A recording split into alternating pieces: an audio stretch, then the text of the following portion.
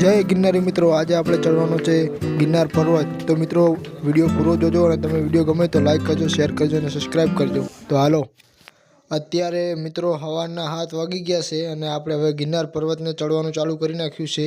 તો વ્લોગમાં બન્યા રહેજો, તમને ગોરખનાથજીના દર્શન કરાવશું, ગોરખનાથ ટેમ્પલના અંબાજીમાના દર્શન કરાવશું અને ગુરુ દત્તાત્રેય ભગવાનના પણ દર્શન કરાવશું। તો મિત્રો વિડીયોમાં બન્યા રહેજો અને હવે આપણે ચડીએ છીએ ગિરનાર પર્વત। અને મિત્રો બીજું એ કે ગિરનારના 10,000 પગથિયા છે, તો આપણે ચડવામાં વાર પણ લાગશે અને હવે જેમ બને એમ ઠંડી ઓછી થતી જાય છે અને આપણી હારે જે પબ્લિક છે પબ્લિક પણ વધતી જાય છે। અત્યારે તો નહીં એટલી બધી પબ્લિક, પણ જેમ આપણે આગળ છું એમ પબ્લિક વધતી જશે। અને ઉડન ખટોલાની પણ વ્યવસ્થા છે, એ અંબાજી સુધી જ છે, 5,000 પગથિયા સુધી જ છે, પછી તમારે હાલીને જવું પડશે। તો મિત્રો હાલો હવે આપણે આગળ જઈએ, જે વસ્તુ આવે તે અમે તમને બતાવશું, વ્લોગમાં બન્યા રહેજો। અહીંથી મિત્રો ગિરનારના જંગલનો ખૂબ જ સુંદર નજારો દેખાઈ રહ્યો છે અને જે તમને સામે દેખાય છે તે દાતાર પર્વત છે, જમલસાપીર દાતાર, અને જે ઊંચો તમને ટેકરા જેવું દેખાય છે અહીંયા નવનાથનો ધૂનો પણ છે। તો આપણે ત્યાં પણ જવાનું છે, જો ટાઈમ મળે તો આપણે ત્યાંના પણ દર્શન કરાવશું। અત્યારે મિત્રો આપણે થાક્યા છીએ તો ઘડીક વિહામો ખાઈ અને પછી જઈએ ગિરનાર ઉપર।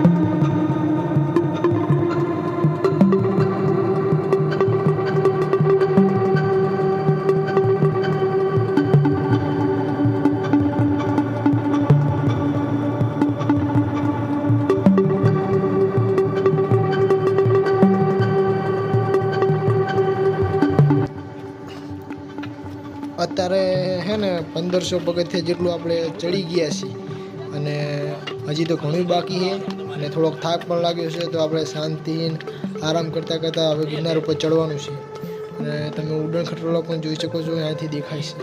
અને આની આગળ રાણક દેવીનો પથ્થર પણ આવે છે, તે પણ તમને બતાવશું।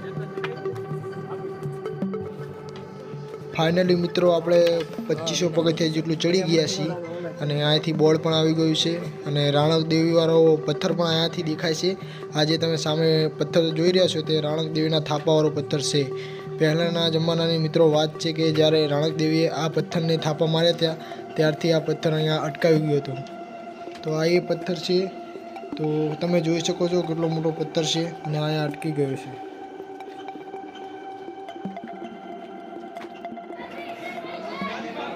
અત્યારે મિત્રો આપણે હવે પહોંચી ગયા છીએ નેમિનાથ ભગવાનના ટેમ્પલે। અહીંયા તમને દેખાતું હશે જૈન મંદિરો, જૈન નેમિનાથના ભગવાન કહેવામાં આવે છે। તો એમના અહીંયા મંદિર આવેલા છે એ તમે જોઈ શકો છો, અહીંયા પણ છે અને આગળ પણ છે। તો વિડીયોમાં બન્યા રહેજો, હું તમને એ પણ બતાવું છું।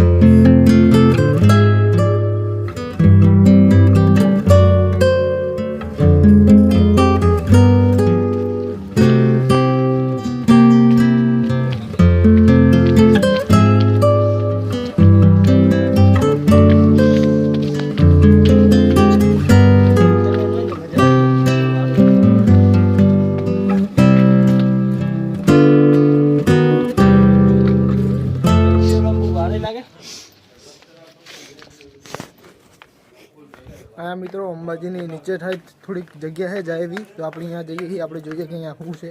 તો અહીંથી આપણને કંઈક દેખાય મંદિર જેવું, અને ગિરનારની પર્વતમાળા પણ દેખાઈ રહી છે અહીંથી, અને જે ગિરનાર વટીને જે બીજું કોઈ આવે એ પણ દેખાઈ રહ્યું છે. આ જૈનનું મંદિર. હા કોઈ જાય છે દયાળ પહા અમે શૂટ કરજે 1 મિનિટ.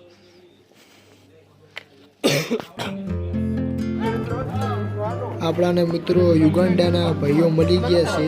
એ હું બોલે એ આપણને કંઈ સમજાય નહીં, પણ એમને મજા આવી ગઈ. આપણે એમને આવી ગયા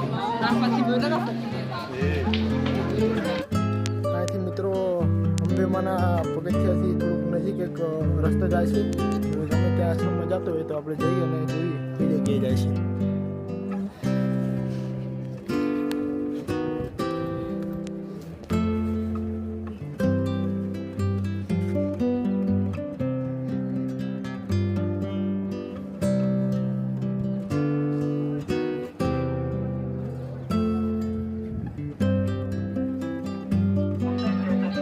તો હવે ફાઇનલી મિત્રો આપણે કાંઠા થઈને ચડી ગયા છીએ 5000 પગથિયા સુધી, અને અહીંયા અંબેમાનું ટેમ્પલ આવે છે. તો અંબેમાના દર્શન પણ આપણે કરી નાખ્યા છે.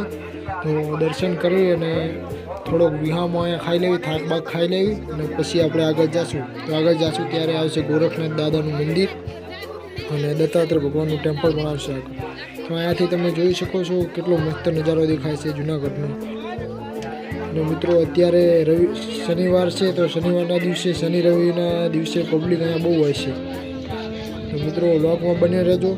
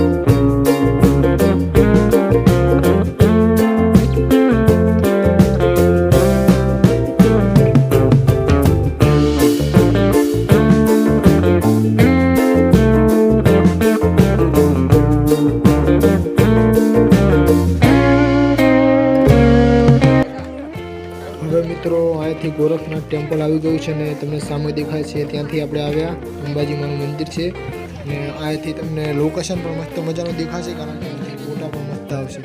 અને જે તમને આ સાઈડ દેખાઈ રહ્યું છે ગિરનારનું જંગલ ને હસનાપુર ડેમ છે. તો મિત્રો હાલો હવે ગોરખનાથજીના દર્શન કરવા.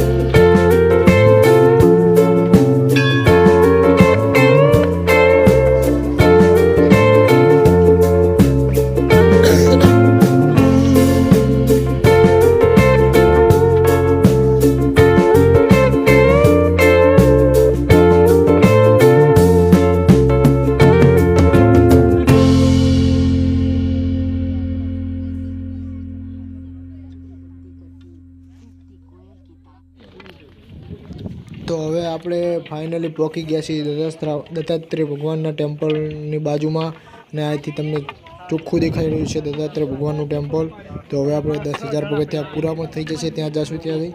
અને મિત્રો અહીંથી આપણે વ્લોગ બંધ કરીએ છીએ, અને તમારે જૂની સીડીવાળો વ્લોગ જોવો હોય તો કોમેન્ટ કરજો, એ આપણે અલગથી વ્લોગ બનાવી નાખશું. તો હાલો આપણે દત્તાત્રેય ભગવાનના દર્શન કરી નાખીએ. તો મિત્રો આપણે હવે આવી ગયા છીએ, અને અંદરનો આપણે નજારો તો નહીં બતાવી શકીએ કારણ કે ત્યાં વિડીયો અલાઉડ નહીં. જય ગિરનારી.